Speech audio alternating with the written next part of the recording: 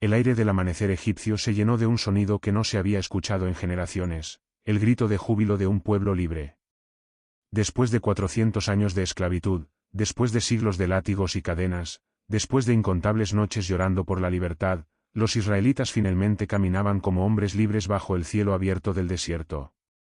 Miriam, una anciana de ojos brillantes que había visto nacer y morir a 3 generaciones en la esclavitud, presionó sus manos arrugadas contra su corazón mientras observaba la multitud que se extendía hasta donde alcanzaba la vista.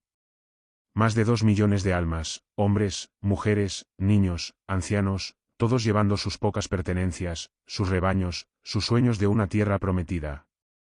¿Es real, abuela?, le preguntó su nieto Daniel, un muchacho de 12 años cuyos ojos nunca habían visto otra cosa que no fueran los campos de ladrillos de Egipto. Sus pequeñas manos, endurecidas prematuramente por el trabajo forzado, temblaban mientras sujetaba un pedazo de pan ácimo. Miriam sonrió a través de sus lágrimas. Es real, pequeño. Tan real como las heridas en nuestras espaldas, tan real como las oraciones que susurramos en la oscuridad durante tantos años. A la distancia, la figura imponente de Moisés se alzaba sobre una pequeña colina de arena. Su cabello y barba, blancos como la nieve del monte Sinaí, brillaban bajo la luz del sol naciente. Su bastón, ese mismo bastón que había presenciado maravillas que desafiaban toda comprensión humana, descansaba firmemente en su mano derecha. Sus ojos, profundos como pozos antiguos, contemplaban no solo el presente, sino algo más allá, la promesa que Dios había hecho a Abraham, Isaac y Jacob. Pero en el corazón de Moisés, junto con la gratitud inmensa, habitaba también una preocupación que crecía como una sombra al atardecer. Conocía a Faraón. Había crecido en su palacio, había visto la dureza de su corazón, había sido testigo de su orgullo inflexible. Un hombre así no dejaría ir a sus esclavos sin luchar hasta el final. Mientras los israelitas celebraban su libertad y organizaban sus pertenencias para el largo viaje que los esperaba, en el palacio de Memphis, el corazón del faraón se endureció una vez más. Rameses II, el poderoso soberano de Egipto, caminaba furioso por los pasillos de mármol de su palacio. Sus sandalias doradas resonaban contra el suelo como tambores de guerra. ¿Qué hemos hecho?, rugió ante sus consejeros, quienes se encogían ante su ira. ¿Cómo pudimos dejar ir a nuestros esclavos? ¿Quién construirá nuestras ciudades? ¿Quién trabajará nuestros campos? El general Amenhotep, veterano de 1000 batallas, se adelantó con cautela. Mi señor, los hebreos no han llegado lejos. Con sus mujeres, niños y ancianos, no pueden moverse rápidamente. Podríamos alcanzarlos en 2 días. Los ojos de Faraón brillaron con una luz peligrosa. Prepara los carros de guerra. Todos. Quiero 600 carros selectos, y todos los carros de Egipto. Cada jinete, cada arquero, cada soldado disponible. Vamos a traer de vuelta a nuestros esclavos. La decisión se extendió por el palacio como un incendio. En cuestión de horas, el aire se llenó del relinchar de caballos, el traquetear de carros siendo preparados, el sonido metálico de armaduras siendo pulidas. El ejército más poderoso del mundo conocido se preparaba para una cacería. Mientras tanto, a muchas millas de distancia, Aarón, el hermano de Moisés, se acercó a él con el rostro preocupado. A sus 83 años, había aprendido a leer las expresiones de su hermano menor como si fueran pergaminos sagrados.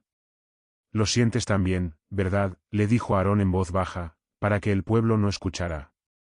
Algo viene. Moisés asintió lentamente, sus ojos fijos en el horizonte sur, donde una pequeña nube de polvo comenzaba a formarse.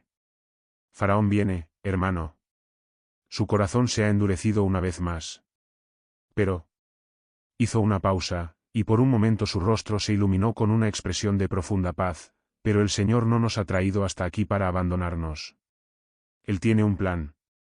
Al tercer día de viaje, cuando el sol comenzaba su descenso hacia el horizonte occidental, la tranquilidad del campamento israelita se quebró como un cristal contra una piedra. Un grito desgarrador se elevó desde la retaguardia de la caravana. Egipcios. Los egipcios vienen.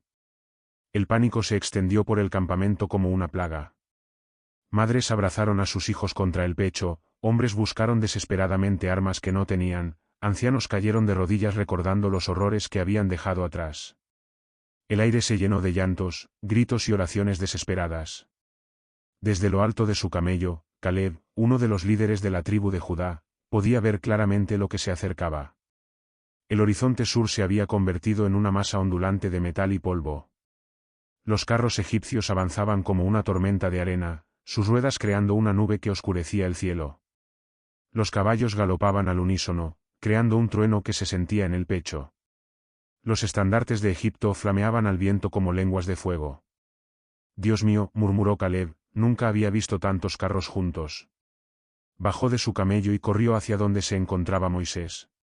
El anciente líder estaba de pie en medio del caos, inmóvil como una roca en medio de una tormenta, sus ojos cerrados en oración profunda. Moisés, gritó Caleb sobre el ruido del pánico, son 600 carros, tal vez más. Toda la fuerza militar de Egipto viene hacia nosotros. Pero antes de que Moisés pudiera responder, otra voz se alzó desde el frente del campamento, llena de igual terror. El mar.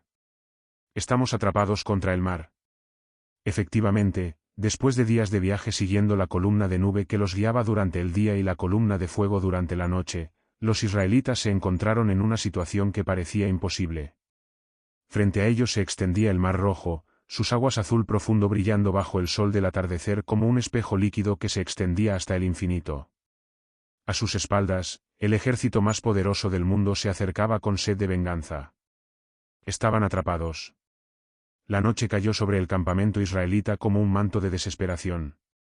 Los fuegos de los carros egipcios se podían ver claramente en la distancia, como estrellas caídas sobre la tierra. El ejército de Faraón había establecido su campamento a solo unas millas de distancia, lo suficientemente cerca para que los israelitas pudieran escuchar ocasionalmente el relinchar de los caballos y las voces de los soldados. En su tienda, la familia de Eleazar se abrazaba en silencio. Su esposa, Keila, sostenía a su bebé contra su pecho, mientras sus dos hijos mayores, Gersón de 8 años y Elías de 6, se pegaban a los costados de su padre. «Papá», susurró Gersón, «¿nos van a llevar de vuelta?» Eleazar, un hombre fuerte que había trabajado en las canteras de piedra de Egipto durante 20 años, sintió que su corazón se quebraba. ¿Cómo podía explicarle a un niño de 8 años que tal vez nunca volvería a ver el amanecer como un hombre libre? «No lo sé, hijo», respondió honestamente, su voz áspera por la emoción. «Pero sé que Dios nos trajo hasta aquí. Él debe tener un plan». Pero incluso mientras decía estas palabras, la duda roía su corazón como un gusano. ¿Dónde estaba Dios ahora? ¿Los había traído al desierto solo para morir? Afuera, bajo las estrellas del desierto, grupos de hombres se habían reunido alrededor de pequeños fuegos, sus rostros marcados por la ansiedad y el miedo. Las conversaciones eran susurradas, llenas de reproches y desesperación. Moisés nos ha traído aquí para morir, decía Natán, un anciano cuyas espaldas llevaban las cicatrices de décadas de esclavitud. Al menos en Egipto teníamos comida y un techo sobre nuestras cabezas. ¿Acaso no había sepulcros en Egipto que nos has traído para que muramos en el desierto?, gritó otro hombre, sus palabras llevadas por el viento nocturno. ¿Por qué nos has hecho esto? No te dijimos en Egipto, déjanos servir a los egipcios. Mejor nos habría sido servir a los egipcios que morir en el desierto. Estas palabras llegaron a los oídos de Moisés, quien había pasado toda la noche en oración intensa sobre una pequeña colina que dominaba el campamento. Su corazón se desgarraba al escuchar la desesperación de su pueblo. Durante 80 años había caminado con Dios, había visto su poder, había escuchado su voz desde la zarza ardiente. Pero en este momento, rodeado por el miedo de 2 millones de almas y con el ejército más poderoso del mundo acercándose, incluso él sintió el peso aplastante de la responsabilidad. Señor, oró con lágrimas corriendo por su rostro curtido, tu pueblo está perdiendo la fe. Tienen miedo. Y yo también tengo miedo. ¿Cómo puedo guiarlos cuando no veo el camino? ¿Cómo puedo darles esperanza cuando la situación parece imposible? Cuando las primeras luces del alba comenzaron a teñir el horizonte de rosa y dorado, el campamento israelita despertó a una realidad que parecía aún más desesperante que la noche anterior. Los carros egipcios se habían acercado durante la noche y ahora estaban tan cerca que se podía ver distintamente las armaduras de los soldados brillando bajo la luz del amanecer. Faraón mismo había venido, montado en un magnífico carro dorado tirado por 2 caballos negros como la noche. Su corona real brillaba como un segundo sol, y su rostro mostraba una sonrisa cruel de triunfo anticipado. Pero algo extraño sucedió en ese momento. La columna de nube que había guiado a los israelitas durante su viaje comenzó a moverse lentamente desde el frente del campamento hacia la retaguardia, colocándose directamente entre los israelitas y el ejército egipcio. Lo que para los israelitas era una nube luminosa que les daba esperanza, para los egipcios se convirtió en tinieblas profundas. Era como si una cortina de noche hubiera caído sobre ellos en pleno día. Los caballos se encabritaron, los soldados gritaron confundidos, y todo el avance del ejército se detuvo abruptamente. En ese momento de confusión divina, la voz de Dios habló a Moisés con una claridad que cortó a través de todos sus miedos y dudas como una espada de luz. ¿Por qué clamas a mí? Dile a los hijos de Israel que marchen. Y tú, alza tu vara, extiende tu mano sobre el mar y divídelo, para que los hijos de Israel pasen por en medio del mar en seco. El corazón de Moisés se llenó de una fe renovada tan poderosa que sintió como si pudiera mover montañas.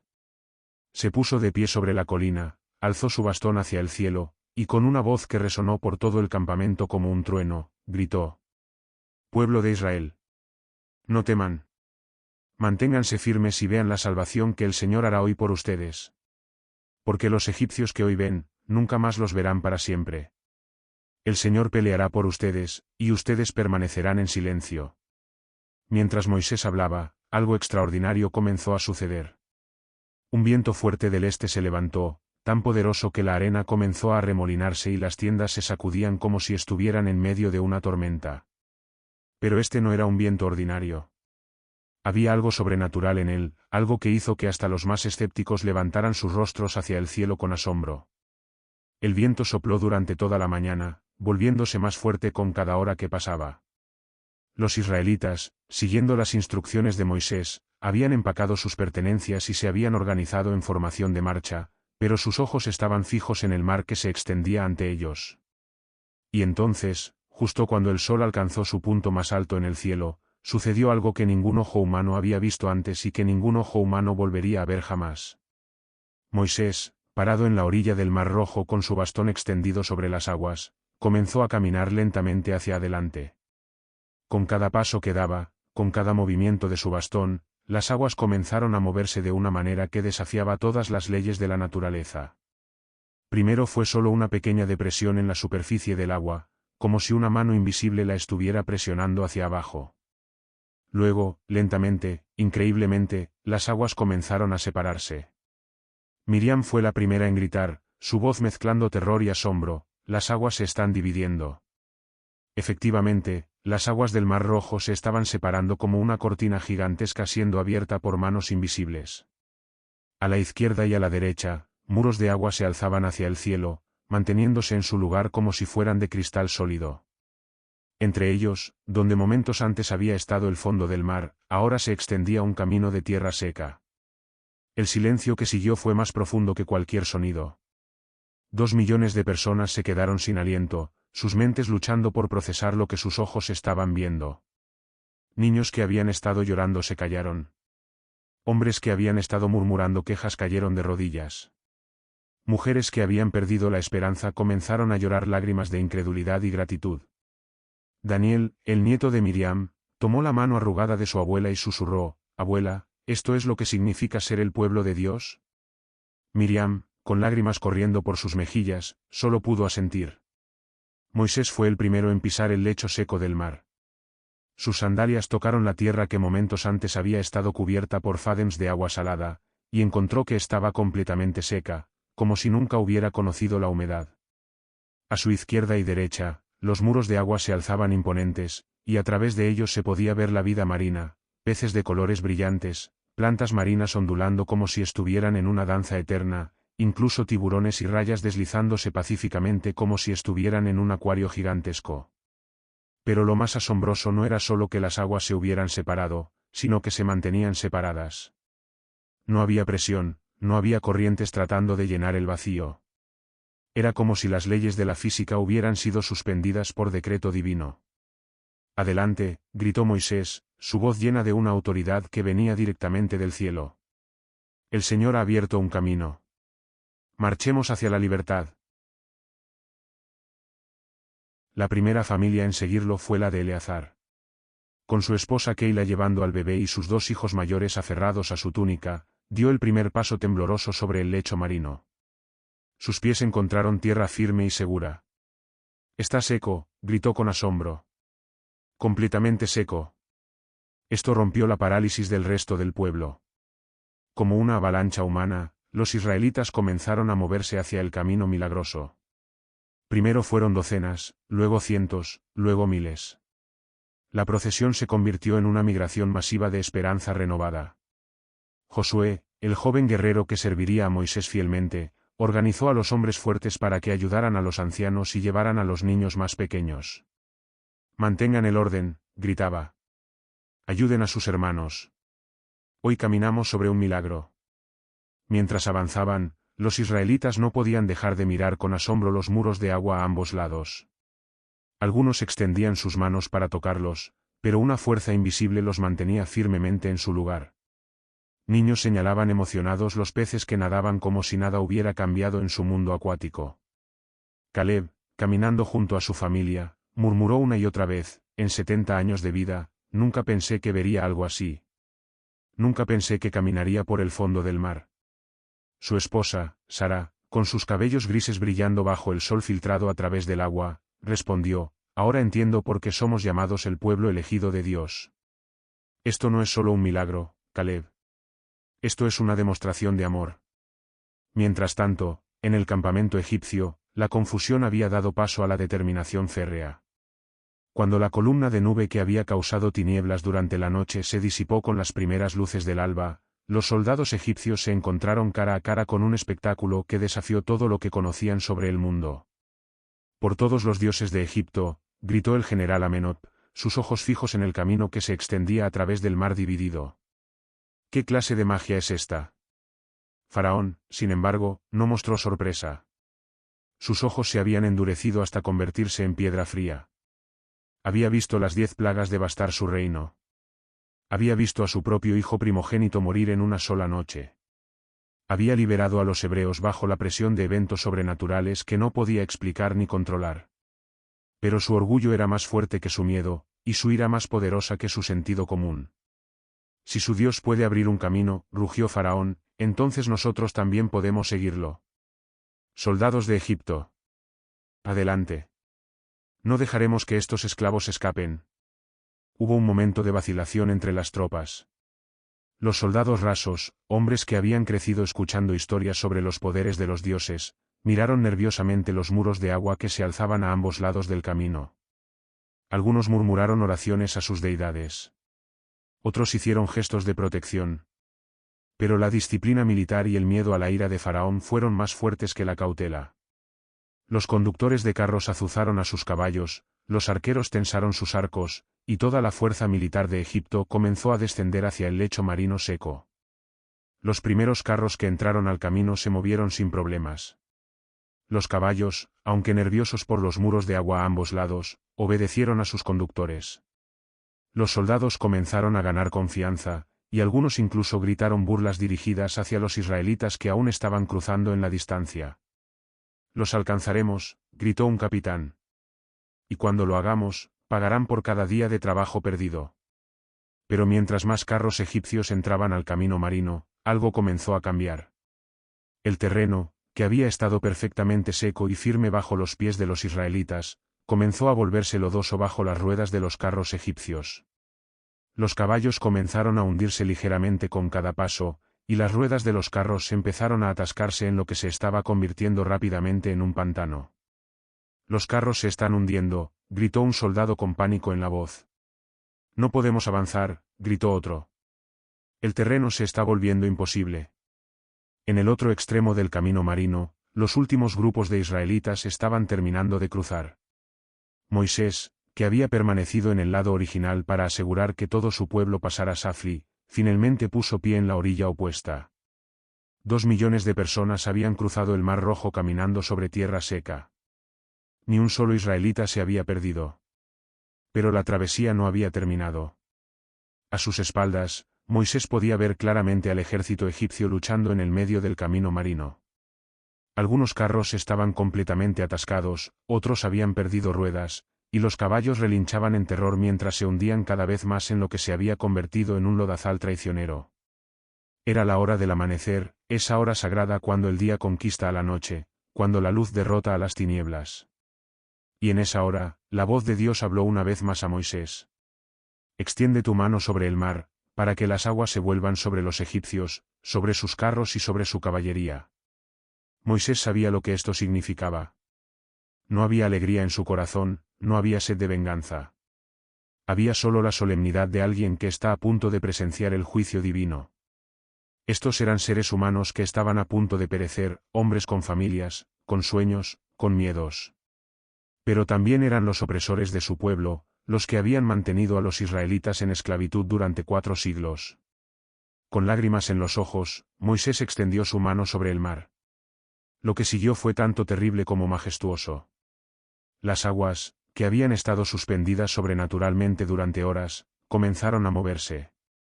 Lentamente al principio, luego con creciente velocidad y poder, los muros de agua a ambos lados comenzaron a colapsar hacia el centro.